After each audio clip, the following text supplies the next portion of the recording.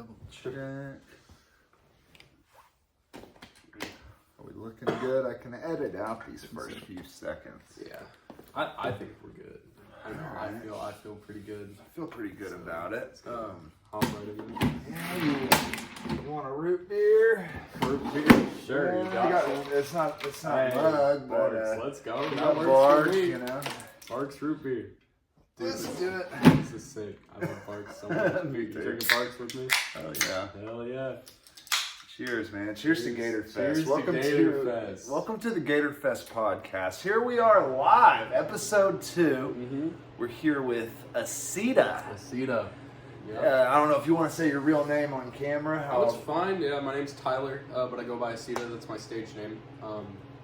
Yeah, been rocking with that for 4 years. So awesome, man. Yeah. So, how'd you get started with making music? I know you're like a what did you call it? Like a producer, I guess you could call it. You produce your own beats. You sing. You play guitar. Like what all? How do you?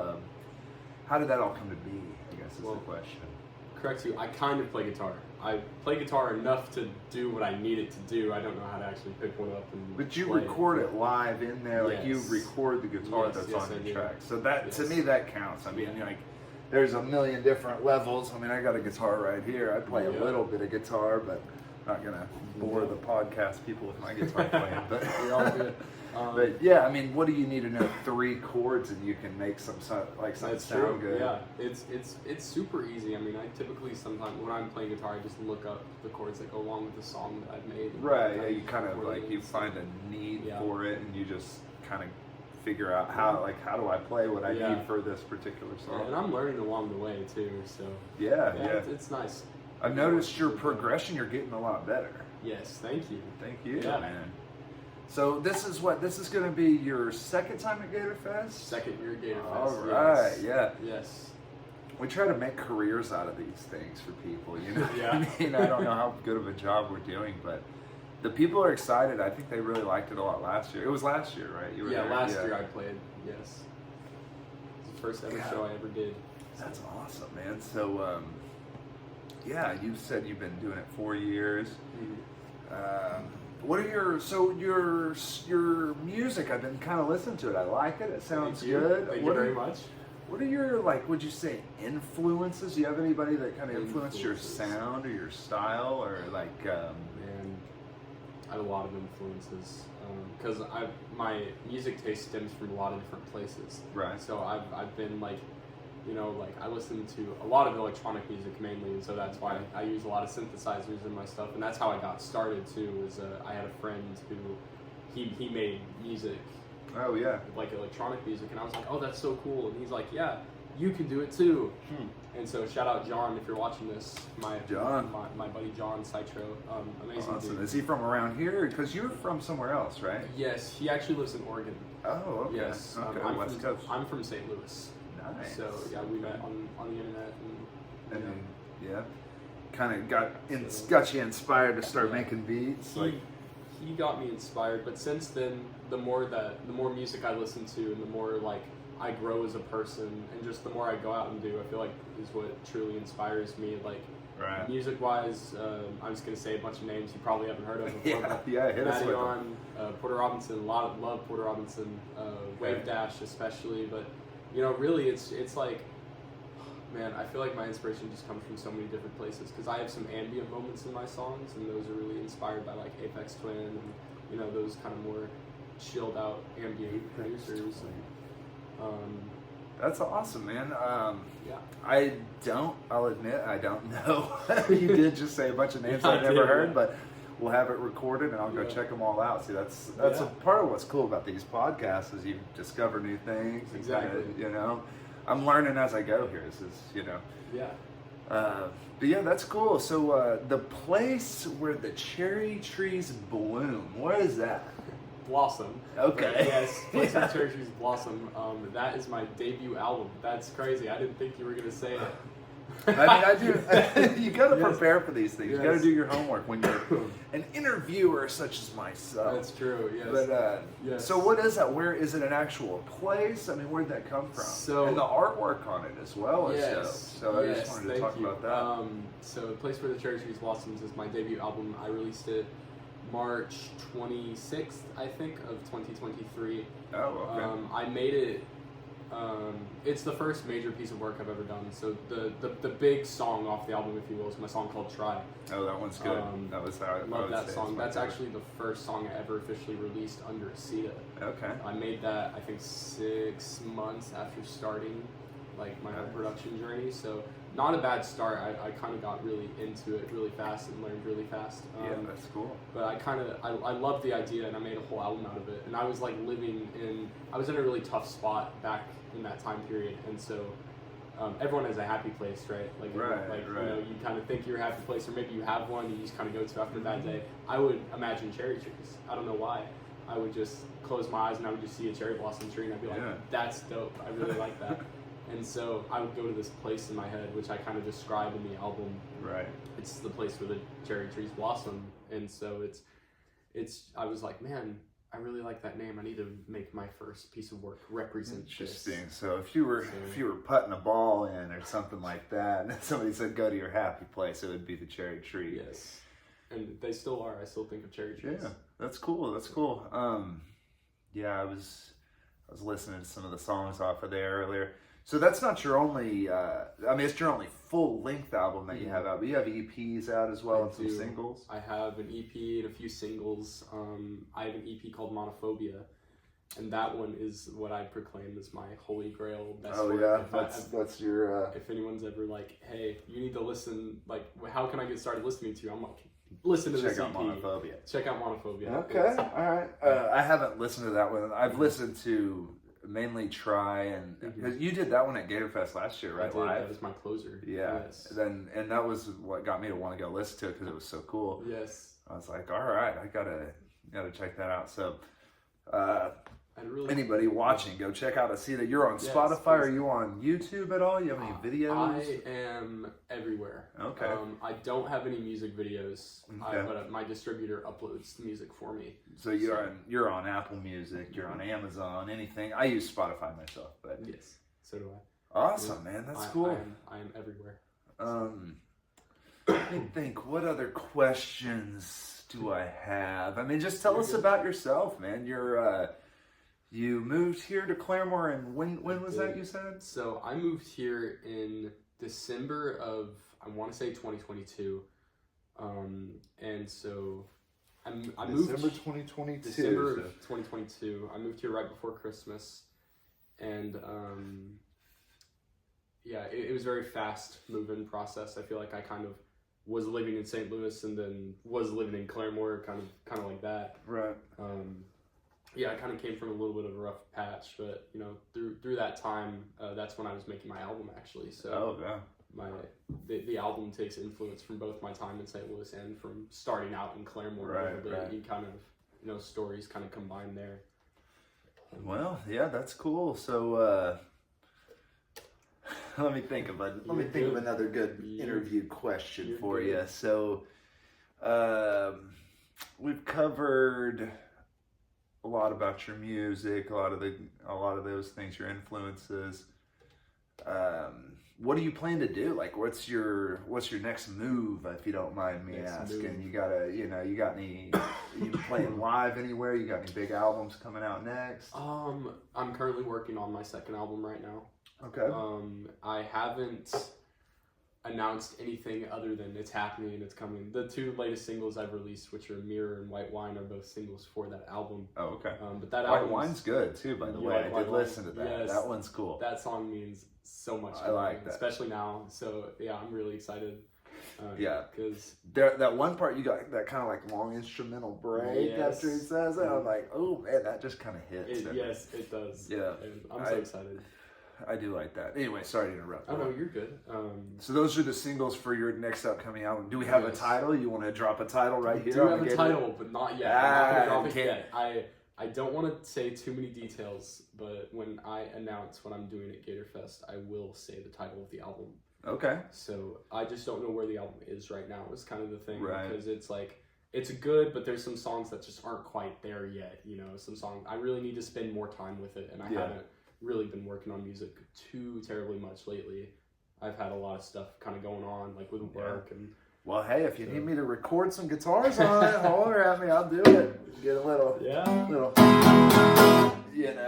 if you want, I would gladly. I might take you up on that. Yeah, I mean, I'll throw something down. I think just have my name on an Aceta album. I would be honored to do it. Yeah.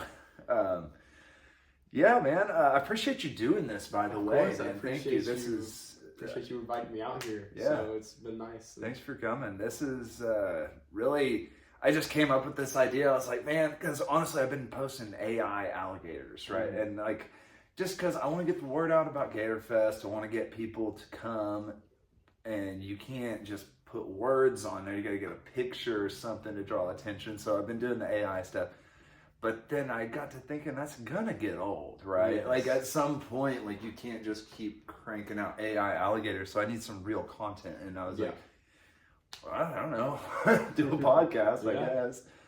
And so thank you. We got Kyle Main, and his did good, but my I'll just tell you what happened. The storage on my phone ran out. Really? Because I know, and I didn't think, because I went through and deleted a bunch of stuff. I didn't think I'd need that much room, but I made sure I have room this time. Okay, good. But we were like 30 minutes in, having this long conversation about history. Like I guess he knows a lot about the history around here. I watched the first part of the first episode. Oh, you did? And he's a big history guy. He knows he a was lot. just spitting facts off top of his I head. know. I was like, what? A witch's grave? And like, I was like, all right, that's awesome. Man, I wish I was smarter. Yeah, me too. I feel like I hung in there though. But then when the thing turned off, we got to talking about like even more cool stuff, like all his musical influence and everything. So I got to have him come back on. Yeah. But and then Harry and his brother Joe from Jackal are going to come on the next episode, excited. and we do have confirmed there will be a Big Ravioli episode, ladies and Ooh. gentlemen. So I love Big Ravioli, Oh, yeah. dude. Oh, he was my first GATORFEST experience. let's talk about that. So you came in here December 2022, basically unknown. You didn't know anybody, and you kind of just strolled into, what was it? I guess the second GATORFEST, the first big one, really. I mean, the first one was at a different location, across the way. And so you got to show up at the first one where we had like multiple bands, like. So what was that like? I mean, that was probably kind of alien in a way. It kind of was. So that was a few months after I moved here. I knew people, but I didn't know enough people. So I kind of went there with some acquaintances of mine. Okay. And I kind of showed up, and my parents were there, and we were just kind of walking around. I was like, hey, this is kind of cool, listening to some music, cool local music festival. And, I forget who was playing. It was whoever was right before Big Ravioli. They were playing... Probably maybe Lizard Meat? I think it was. Was it Screaming? It might have been. No, I heard... Shout out to Lizard Meat, by the way. They're cool. Yes, I'm actually friends with some of the people from Lizard Meat. Okay. But it wasn't them. It was somebody else that was playing. Somebody else. They were playing a cover of "Where's My Mind" by the Pixies. Oh yeah. And I was like, this is kind of nice. Like I was kind of just chilling, like looking at all the vendors, and then all of a sudden they stopped. They're like, hey, this is who we are. This is awesome. And then I see a giant speaker get put on the stage, and I'm like, oh yeah. And then I see a guy walk up with a microphone, plug it in, and start playing like a beat. And I'm like, totally different vibe. I'm like, whoa, okay, hold on. I'm new to Oklahoma. St. Louis, you kind of get a little bit of everything. Oklahoma, I kind of assumed it was more country and western. No, this dude gets up there, Big Ravioli, starts rapping, going at it. I'm like, what is going on? My friends are like, I don't know what's happening right now. I'm like, I don't know, but I love it. You never know. Was that the year when there was the flame and the pants fire and everything? So I didn't stick around that long, but I think I heard of that happening. Yeah, I don't remember. It all kind of blurs together what happened at different ones, but. You've been every year since then, though, right? Like, you saw that and you were like, oh, let's go. Or did you miss one? Missed 3. Oh, you did miss 3? I was going to play at 3. That's how we met. Oh, you missed year number 3. So you went for 2, you missed 3, and then you went to 4. I was there for 2, and just like a little bit of 2. And then 3, I wanted to go. I was going to perform. That's right. That was I going do to be the remember. first ever Aceta show. And there was some issues. That, I had a family member pass away, and then I was also super sick. So really, it was just a lose-lose. Like, no matter what, I wasn't going to be able to attend. Yeah. So I couldn't even go to the festival and hang out either. Like, it was that bad. It's unfortunate. And then 4, after I couldn't go to 3, I was like, okay, I'm coming back to 4. I think I told you. I was like, I'm coming back to 4. Like, I'm going to play there. And I spent the whole year crafting the show that I played at 4, which was awesome. It turned out really good. I feel like people loved it. Yeah. Had a little bit of everything, and it was really cool. So I spent the whole year crafting that. And then 4, I was there the whole festival from beginning to end. I think I was one of the first people to show up, and I was the last person to leave. Yeah. The festival. Yeah, I remember you were helping me pack stuff up. I was helping you pack stuff. It was after New Time Zones played this set, which was amazing. I love Man, those guys are so cool. I want to have them back. No, I don't think they're coming back this year. I need to holler at them. Dude. I just don't know. We have so much to put in such a small time. You know what I mean? And I want to put everybody in there.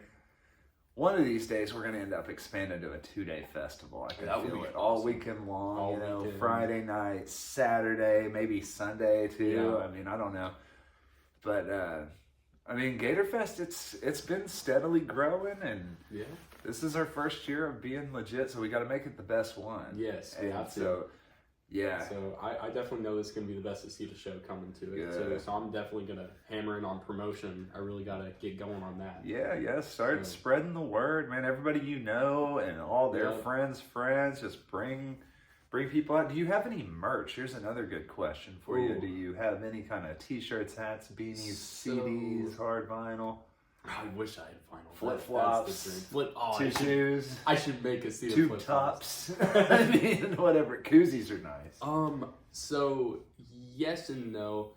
Last year I did my first ever round of merch for my headliner show, which I did after GATORFEST. I stole some of your equipment for that. Yeah, I know that. I made t-shirts, which are kind of outdated because they talk about it being the first Aceta show or whatever. But that's I might still sell them just because I have them for still. Sure, yeah. I'd like one if you have them. I made stickers, posters, and t-shirts for that show. And then I can always do CDs. I've done CDs. I have some CDs. Actually, I think we're sold out now, but it's Screaming Earth Records in Owasso. Oh, yeah? If you've ever been there. That's where you did your show, That's right? I was gonna do a show there. Oh, they moved it. Well, kind of. They got, do you know what BMI is? The organization? Yeah, BMI. That's like your body mass index. How much not muscle exactly. to fat ratio. Not exactly. Correct, but not exactly. It's I think it's BMI. It might be something else, but it's this organization that is like all about protecting copyright with artists and things. Right. And what they did is they shut down Screaming Earth Records where they couldn't play live music. Oh, because people were in there playing cover songs. They had to pay for the license. So, I've heard of that. Me and a few other people that they had scheduled to play, our shows got canceled. And so I was like, shoot, I need to move it. And so that's when I talked to you and I was like, I need to move it. And you're like, just do it at the lake. Yeah. Super straightforward, just do it at the lake. So did it at the lake. It was awesome. Yeah, that's cool. Amazing turnout. It was kind of nice being closer to home too. Oh, for sure. Way easier. More people were able to come out, and I feel like it was meant to be that way. Yeah, I think so too. I think you can just have these things. Like that's what GATORFEST kind of taught me. That's what I want to inspire for other people too. Is that like, if you want to do something, like just get people together, just do it. You know, I mean, like. And there's a lot of bars and stuff that'll let you do that too, but like just put your own thing together. It's easy and people show up and it's fun. Exactly. You know, it's like... It really is easy. Yeah, it's not that hard. I mean, with Facebook and all the internet stuff now, I mean, you can just put the word out and say, hey, I'm having a concert here. And it's freedom of speech. There's nothing they can do to stop you here in America, so... Exactly. And it's super nice. It is super easy just to kind of throw something together. That's something I learned when I put together my show. I was like, man, like I thought there was going to be more roadblocks than there was, but really it was. I think the hardest part was getting equipment, but you had me covered on that one. Yeah, for sure. So hauling the equipment and setting it up. Yeah, I think that was the hardest part. Was hauling equipment and getting everything set up. But as far as getting people to go, as long as it's nice out, I mean, there's plenty of people around here with nothing to do. Exactly. It's like not like we gotta.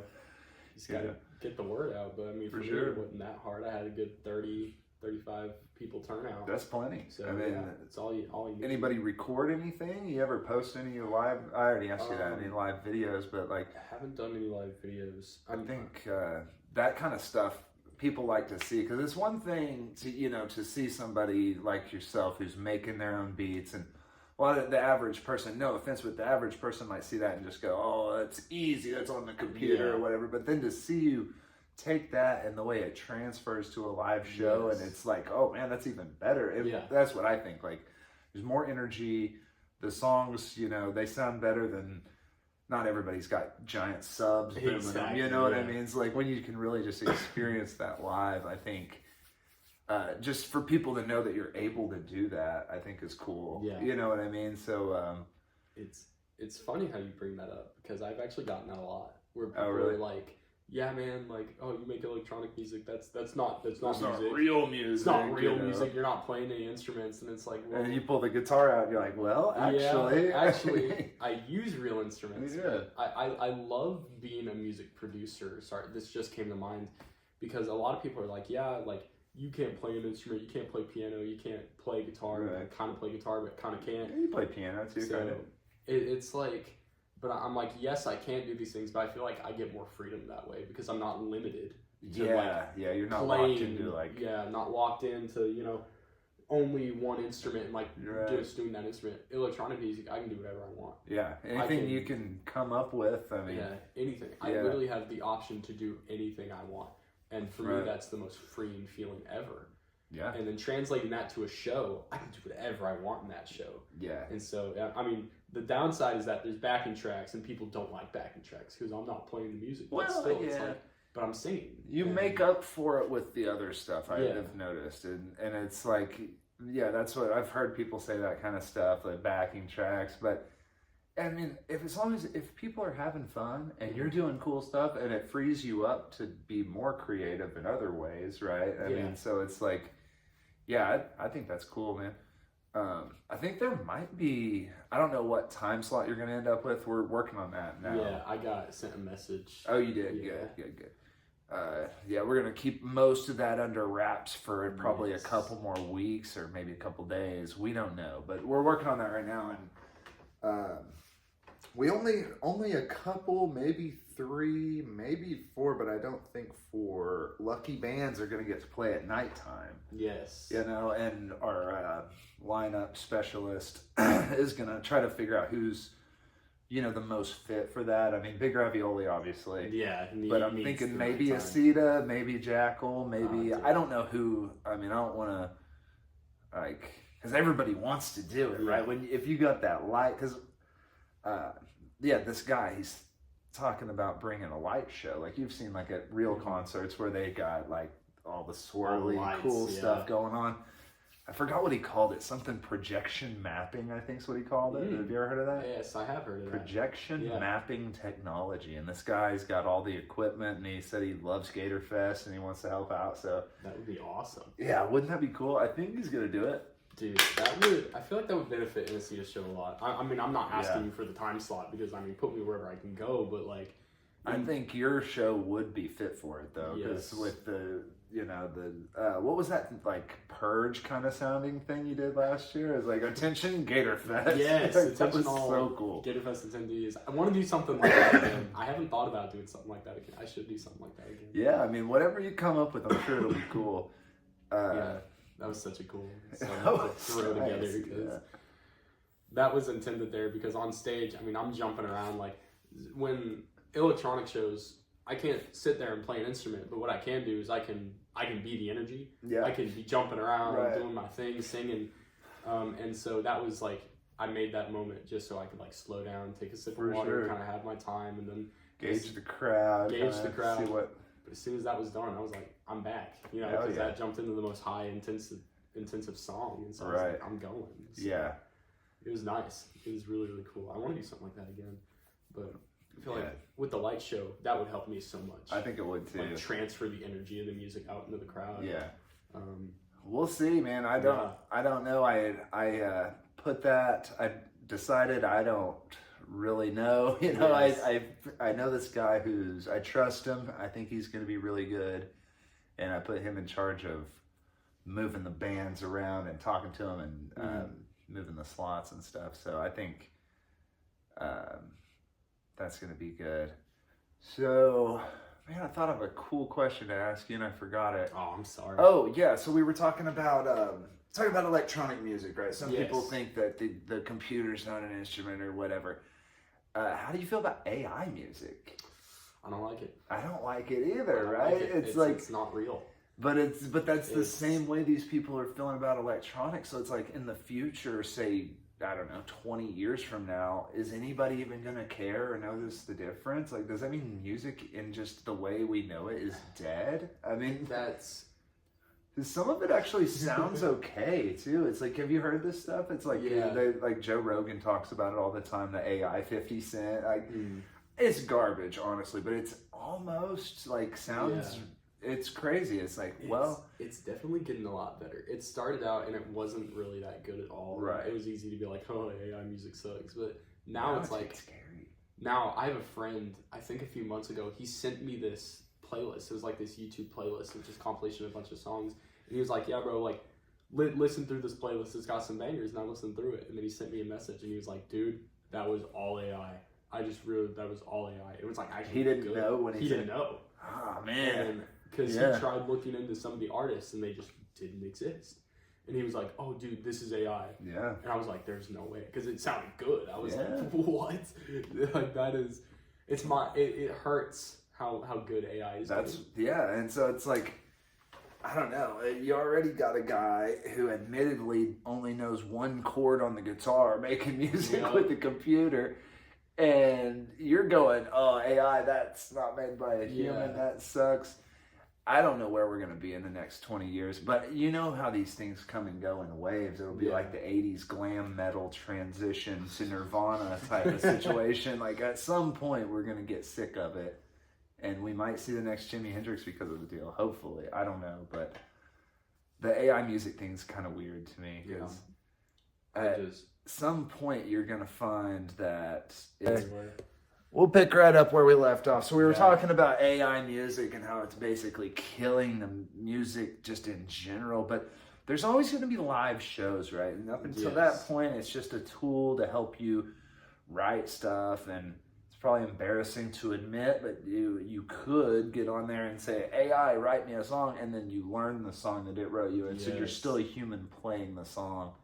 And that might be a gray area for some people, but if it's good, it's good. And if you can play it live, even better. That's what I think. You know what I mean? But it's weird. It's cheating, and nobody would just put out an AI song without going through it and changing the words at least a little bit, right? Or else, I don't know. I don't use it for my Facebook posts, and I'm able to spot it when people do. So I don't know. No, I hope AI music gets limited. I hope AI in general gets limited. I don't like generative AI at all. Especially with where I work. You know, because I work as a content creator for a company. And it's like AI, like they could totally just write me off. And it's like that thought scares me so much, and so that's why I'm kind of trying to be at like the top of my game. It's hard because I mean life is always hard. But, you know, I'm like, man, I'm scared to just be replaced. As a creative. I don't think it'll happen for a while. I think that eventually AI is going to do everything. But, like, as of right now, it's just a tool that makes some things easier, you know? Because somebody's got to run the AI. So, like, as a content creator for a company, I'll use it to your advantage, you know? But I don't know, like I was saying about the GATORFEST thing though, like I'm trying to use less of it and trying to get more to these like kind of real life content things like podcasting and stuff, because people are going to get like wise to it, you know what I mean? Like I can already tell if somebody clicks that like help me write better button or something, you know? It's like it's got that same flow. So AI, it's weird stuff, but that's where we're at. Thankfully, it's something I choose to not think about. Because it's one, if I think about it and if I get too upset about it, nothing's gonna change. Cause I don't really have much of the power. So what can I change? I like to focus on what I can change. What I can't. I can't stop AI from being as big as it's gonna get. Or whatever. But, you know, I can affect it by just being a voice and making music and just continuing to do my thing and just bring people together, bringing people together. And so, because that really, that's the human aspect of music. It brings people together. It does. And so, you know, I feel like AI, it's never going to be able to properly pull off a show with such. It's never going to pull off a GATORFEST. Never. No. And that's something we have to rely on too. Exactly. Is that we have live music and we have all these things. And so I feel like as Aceta, I really need to do more live stuff. I think so, man. I think you're good enough. Your show's entertaining. It's exciting. I would be putting that on as often as you can. Yeah. But, I mean, with your style, you're not going to really be showing up to like a country western bar and doing an open mic night, but that would be crazy. And I was talking to a friend about that earlier too. It's like, when it comes to like doing GATORFEST, because I was talking to my friend and I'm like, I really need to start working on GATORFEST and putting my show together and doing all the fundamentals. And my friend was like, why? I mean, it's 2 months out. Like, why are you stressing about it now? And I'm like, well, electronic music, I have to show up prepared with a preset show and everything. I can't just go up there with a guitar and just you gotta have some a set songs list that I learned a few days ago. You know, I gotta have a consistent show, especially with Aceta. I care so much about my identity on stage. It's like how I want to present myself. I don't want to go up there and just like, I'm Aceta, blah, blah. No, I want to be full energy, know exactly what's happening. Right, every second of it's basically mapped out, choreographed. And so it's like I really, like I can't just show up to an open mic. That's why I got to be careful when it comes to live stuff. I got to really think. And so then, like, how do you go about practicing something like that? You just set up kind of a mock show in your room, or you go, Yeah, sometimes I'll bring a friend over and be like, I'm going to do my whole show for you. Tell me what's bad about it. And, like, I try to set it up, like, outside, and I'm like, this is where the stage area is, and this is where my stuff's going to be. Just act like we're at GATORFEST. And, like, I'll do my show, and, like... You bring the speakers and the laptop and everything. You just do the whole thing? I just do the whole thing and have my friends give me feedback. Like, this year I'm going to be working closely with one of my friends who promised to like help me make sure it's as best as it can be. Awesome. And so I'm really looking forward to that. Yeah. So I saw some features on your Spotify. Who are they? Ooh, oh yeah, I'm so happy you asked that question. So the person I work with the most is Turn Back to Life. You've probably seen that name. He sings on Try, Mauve Kids, Sleep Tight. He has background vocals on Alone, I See You. He's the vocalist I work with a lot because when I first started, it was just me making beats. I didn't sing. I didn't have anything. Yeah. It was literally just me and a computer. Yeah. And that was it. And so I didn't have a mic or anything special, and I didn't know how to sing. And so I met him online, and he was like, "Yeah, I'm a singer." And I'm like, "Oh, dude, we should do something together." And he was like, "Yeah, sure." And so we made a few songs. It went really well. I still talk to him every day. Yeah. Is he from around here? Or? No, he lives in Tennessee. Oh, nice. Knoxville, Tennessee. And you guys just exchange files on the internet? That's how you make your stuff? So I'll pretty cool. I'll make a beat. We'll sit on a Discord call and like work on the song, and like he'll be like, "Oh, change this," and he'll be like writing lyrics on his phone while we're doing that, and like it's super cool to work with him. I haven't worked with him in a while. I feel like I need to, but his name's Nathan. Nathan from Turn Back to Life. He makes Shout out Nathan. Shout out Nathan from Turn Back to Life. He makes he calls it marble rock music, but it's just like he's kind of like me where he kind of just pulls from a bunch of different places. He can't really define himself. Yeah. But he like it's rock music. He uses guitars. He's a big piano guy, so he writes everything on piano, and his music is so good. Check out his song Real Me. Real Me is a fantastic song. And that's the place you want to start if you want to get into him. Real Me, Turn Back to Life. Yes, check it out. Might post the link down below. Maybe I don't know how to do that. It's fantastic. And so work with him. And then there's Shifting Perspectives, which is my friend Azalea, and just a really good hyperpop producer. Cool. Like more that really niche internet, like when you get on the internet, SoundCloud, like type of music, like really weird, distorted sound. I like that. Helped out on my song Gaia. Yeah. I love that song. I feel like that song was made so perfectly because of Shifting Perspectives has helped. That whole drop is literally Shifting Perspectives being like, oh, here's where you went wrong. Boom. And it's just make it what the world. Yeah, I'm like, this song is perfect. It's a perfect song. Yeah. I love playing it. It's my favorite song to play live. I guess I'll do another root beer. Super Bloom. Another root beer. Heck yeah. You need one? Oh no, I'm still working on mine. Yeah. I made a song with Super Bloom. my friend Super Bloom, ambient producer. Yeah. Kind of getting a bit more into like that more like, I don't know. Super Bloom's really unique. Just really ambient and naturey and just really like kind of outdoorsy style like music. that. Just really laid back and chill. Stuff you can fall asleep to or like study to. And so I made a song with them and it was really cool. Listen to it in the hot tub maybe. Yeah, take a exactly. bath or Yeah. something. Yeah, I mean, you're just hanging out and you just need something peaceful in the background. Just throw on some Super Bloom and there you go. That's what I do. Every time I'm studying or reading, I turn on some Super Bloom. It's awesome. So I've worked with them a lot. That's It's awesome, man. cool. Those are like the main collaborators I have, though. Yeah, I noticed there was some of those on your Spotify. I wanted to ask about that. Mm-hmm.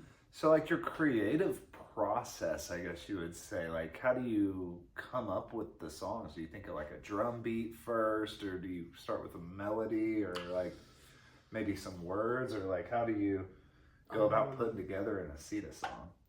It's different a lot of the times, and so when I work on music, I get into a flow state. So I really can't tell you how I make music because I forget. Because I'm so locked in, like my brain just shuts everything else off. And then once I'm out, that closes. But really sometimes it'll start with like a cool sample I found online that I just want to toy around with. And then it turns itself into its own song.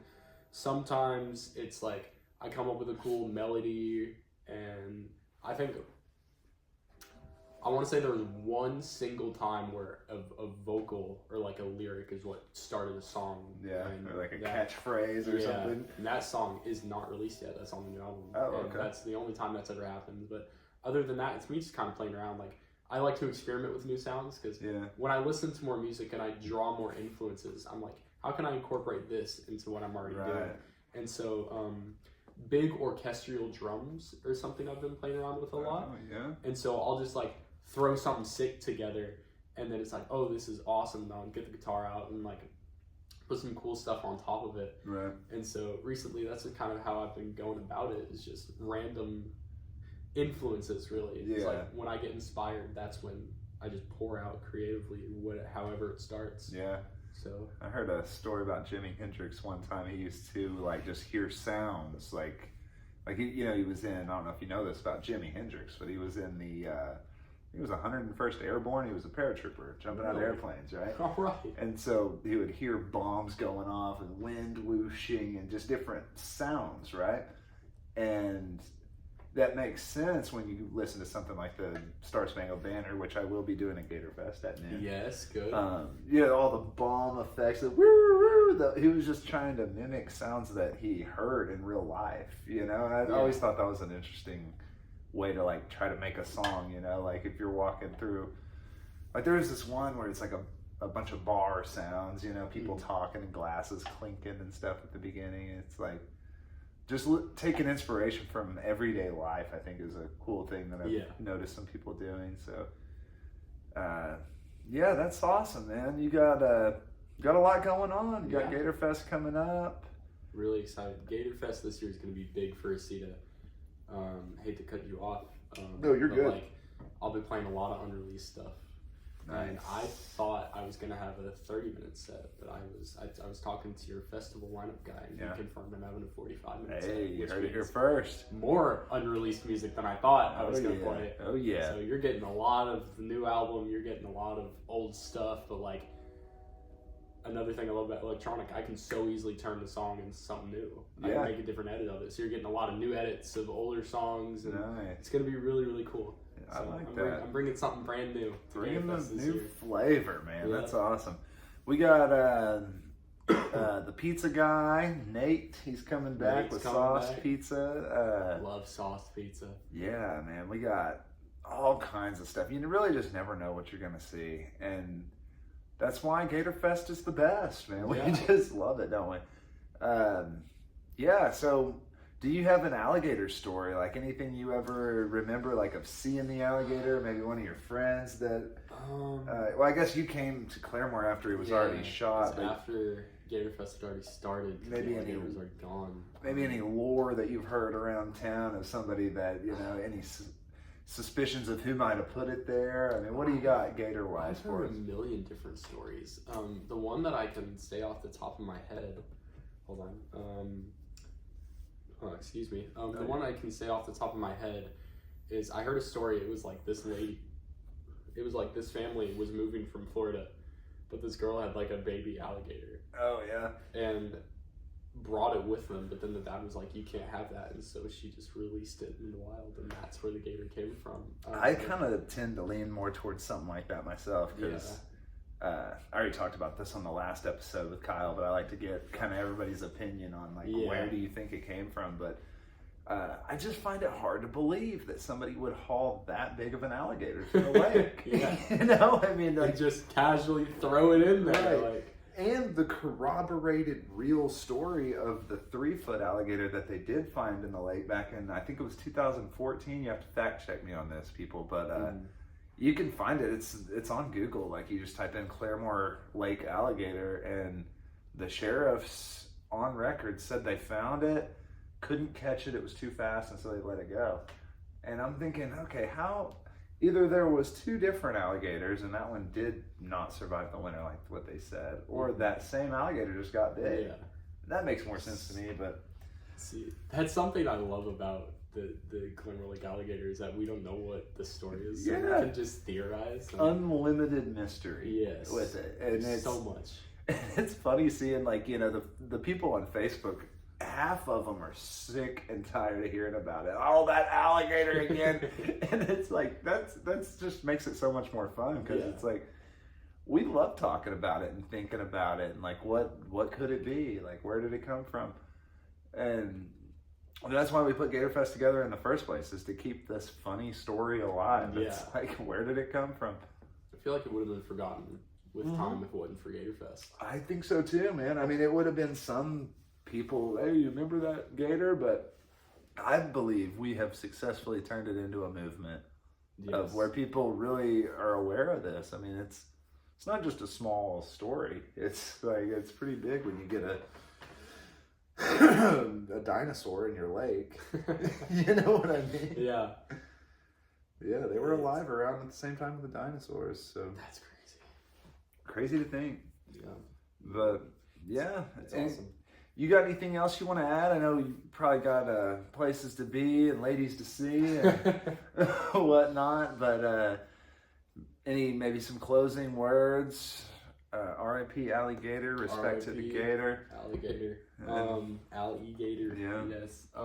Honestly, closing words, I don't really have too much. I guess if I could just ask people to listen to my music. Yeah. Because I'm really personal with my music and I really put all myself out there with it. So I have 2 new songs that have come out recently. Mirror is one of them, and then White Wine is the other. White Wine is probably my favorite song I've ever made.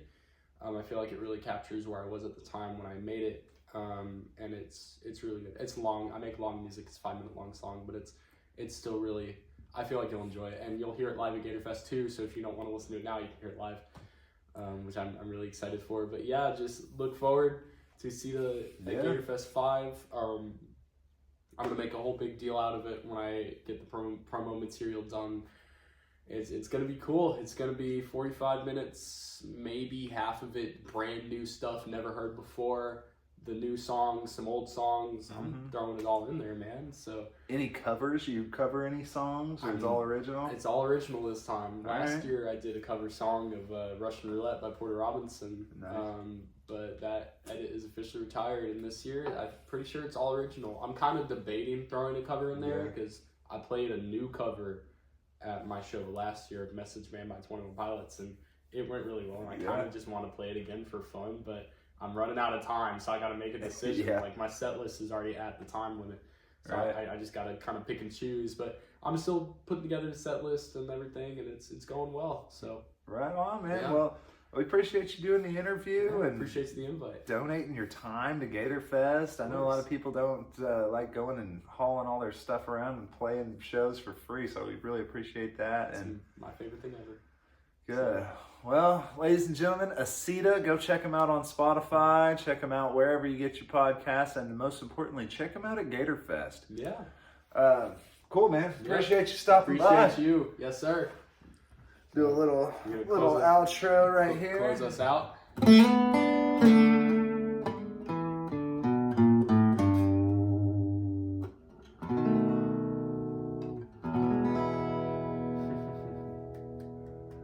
Stay tuned. Stay tuned. Like and subscribe. Follow for more. We have next up Jackal. Yes, Jack. I love the guys from Jackal. That'd be an awesome Yeah, podcast. Harry and Joe, man, love those guys. They played at my daughter's birthday. Can you believe it? Love those guys. I owe them for the rest of my life. Yep. Anyways, man, Tyler, I Yeah. appreciate you coming. It was good seeing you, Awesome. man. It's good seeing you.